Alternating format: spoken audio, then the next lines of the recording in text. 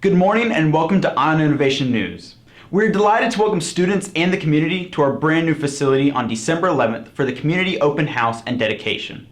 Please feel free to invite your family and friends to stop by.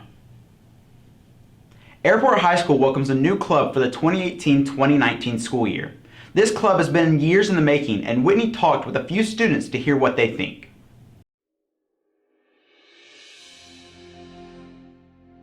In 2018, the LGBT community is prevalent as ever, especially in high school. Most schools around here have a GSA, or Gender and Sexuality Alliance Club. It's come to my attention that Airport does not. Do you know what a GSA is? I do not. A Genders and Sexualities Alliance, or GSA, is a student-run club typically in a high school or middle school, which provides a safe place for students to meet, support each other, talk about issues related to sexual orientation and gender identity and expression, and to work to end homophobia and transphobia. And if Airport had a GSA, would you join it? Yes. Yeah. Yes. Yeah, definitely. I sure would. I support it. We are very excited to announce that in the very near future, Airport High will be introducing a GSA of our very own. If you or anyone you know would be interested in joining, spread the word. There will be more information as the club develops. Thanks so much, Whitney. Our GSA could use more members, right? The easiest way to get new people to our meetings is to simply ask. Everyone's contribution is important. We welcome our new club to the district. Thanks Mr. Lane and Whitney for getting this off the ground. Jenna followed me around to find funny factoids and ask questions of our students in our district.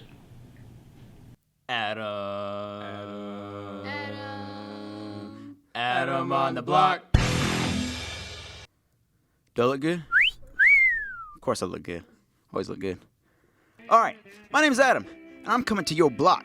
We about to ask some funny questions and give some people some fun factoids and see how they answer. Let's go do that. I'm gonna get you to say a few things out loud. I'm gonna spell something, and then you're gonna say it, alright? Alright. Alright.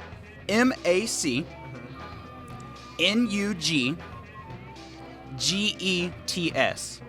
McNugget. McNugget.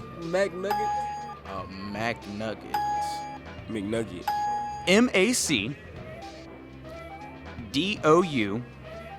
MACDOUBLE. McDouble. McDouble? McDouble? MacDouble. BIGMAC. Big Mac. Big Mac. Big Mac. MACHINE. McHine.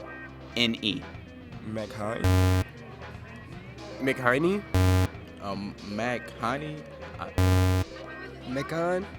McHine. HINE. Yeah. McHine.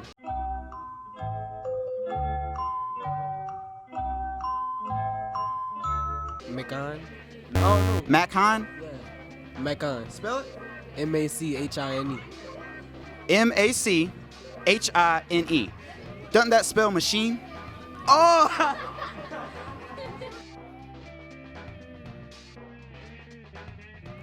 In 10 seconds, name 3 of the 7 dwarves. Dumpy, Mad One, and Sleepy One, I guess. I don't know. Thanks, Jenna. Our own Ricardo is very interested in anything tech-related and spends much of his time learning and investigating. This week, he talks about autonomous cars.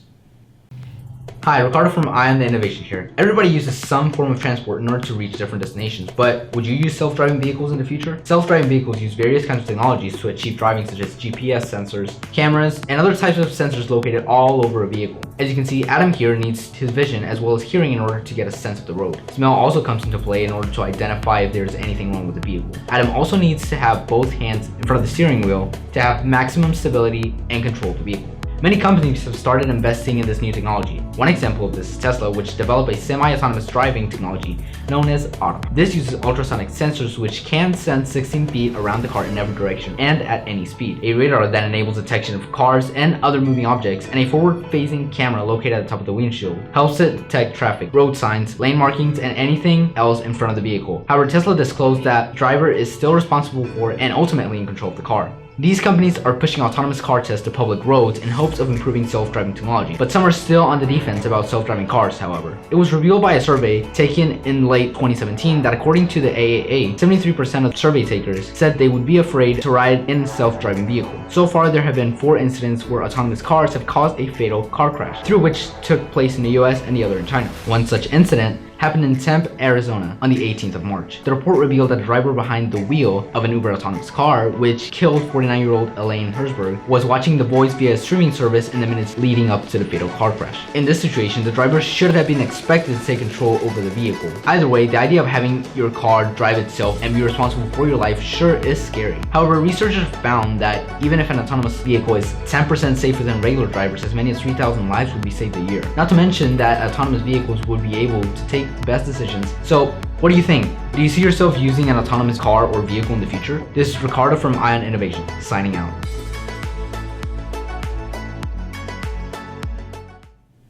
Thanks, Ricardo. Wow, things are changing so fast and it's amazing. This past week, our Brady walked around BC to ask some of his fellow students what they would change about BC if they could change anything.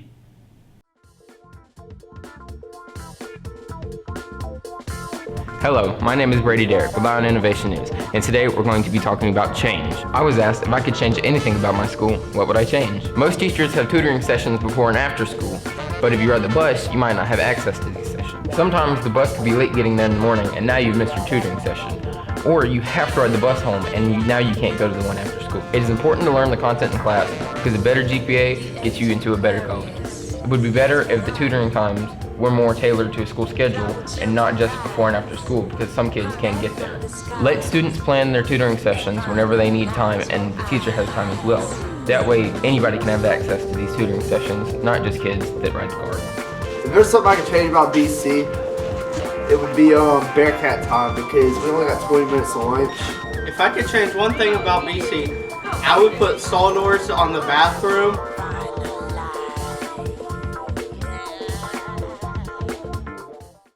Thanks, Brady. Our next piece, Lonely Vibes, by Taria Adams, takes us in the world of depression. Sit back and take a look at her Adobe After Effects creation about the severe need for more mental health counselors and assistants.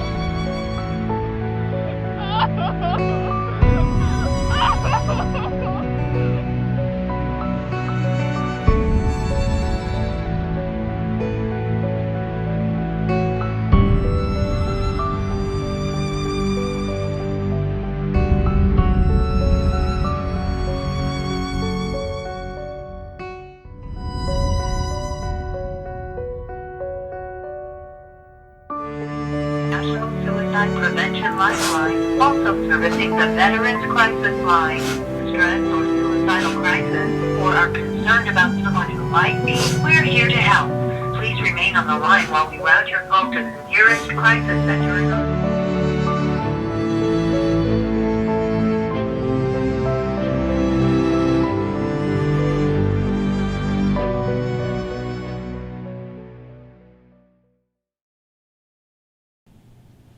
Thanks, Taria. Our society really needs to address and fix this huge problem. I spoke to many students this past week about coffee consumption. Do you drink coffee? I wanted to find out what has made coffee so popular with the youth of today. If you had to guess what type of plant this is, what would you guess? What if I told you that this plant has been used as currency, is older than America, and makes one of the most popular drinks in the world next to tea? This plant is coffee, with the scientific name of coffea. This magical plant is what's called a coffea cherry, which is what houses the bean we are all familiar with. Once a luxury for the rich, coffee is now a way of life for today's youth, with over half of Americans over the age of 18 drinking coffee daily. With over 31,000 coffee shops in the US alone, of which includes places like Starbucks and Dunkin' Donuts, coffee is the second most sought after commodity in the world, second only to oil. Coffee shops are also the fastest growing niche in the restaurant business, meaning they beat out fast food businesses like McDonald's, Burger King, and Subway. And places like Starbucks are thought to be the reason behind this massive surge in business with their hundreds of customizable drinks. Oh, I think that it has contributed immensely. The setup and layout and comfortable seating and the way Starbucks advertises to students to come in and have collaborative workspaces, free internet. They make it very attractive, comforting, good colors, and the smells bring kids together. People get on a bandwagon and like, oh, this person seems to make pretty good coffee, so I'm gonna buy from them. Even though Starbucks, they got some pretty bad coffee.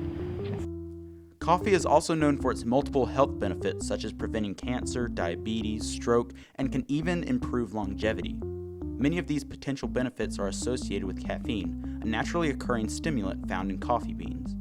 The amount of caffeine in a cup of coffee can vary depending on factors ranging from the type of bean to how it's brewed. However, there is a limit on how much caffeine a teenager should ingest, that number being 100 milligrams or about 1 cup of coffee a day. But some teams seem to find that number a bit lower than what they actually consume. I think it's bogus. And coffee, if you like it, drink it. I think it's a little bit too much for teens. I think that keeping it not every day, but like maybe some days in the week, maybe that's all right. But just lower it down some because of all the caffeine in the coffee and stuff like that. I think it's a pretty darn good idea. The research on the brain shows that caffeine definitely affects the development of a child's brain. And although that you are an adult-looking person in an adult body, sometimes your brain is not fully developed until you're 25 when you reach concrete operational thought. That being said, despite the many varieties of coffee, there are only 2 types of coffee bean, the Arabica and Robusta bean. Arabica is the more common type of bean grown. 7% of coffee is Arabica, and it's considered more flavorful. However, Robusta is harder and cheaper, most commonly seen in instant coffee jars. So as you can see, coffee plays a big part in the world's economy and culture. And now you too know what all coffee offers to the world. So let's raise our cups for healthy life full of coffee cups and caffeine consumption.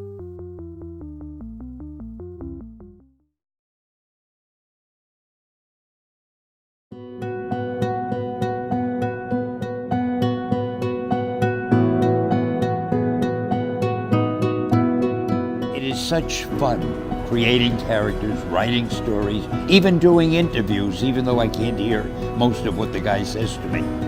And when you do something that you know the fans seem to enjoy, that gives you such satisfaction, you don't want to stop. Excuse me, I'm looking for some guy named Stan Lee. What? Spider-Man? Again, the fans love your sense of humor, and you know, it's... Well, it's an equal love fest, because I love my fans. I cannot tell you how much I love my fans. Are you Tony Stank? Yes, this is Tony Stank. I think the thing I'm proudest of regarding creating the Spider-Man universe is the fact that people of all ages seem to love Spider-Man.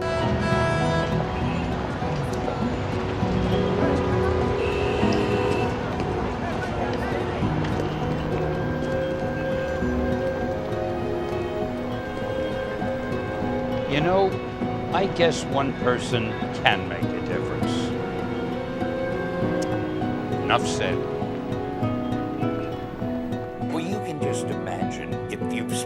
life working on something, and you find out that the fans love what you have done and can't wait to meet you at a convention to tell you how pleased they are.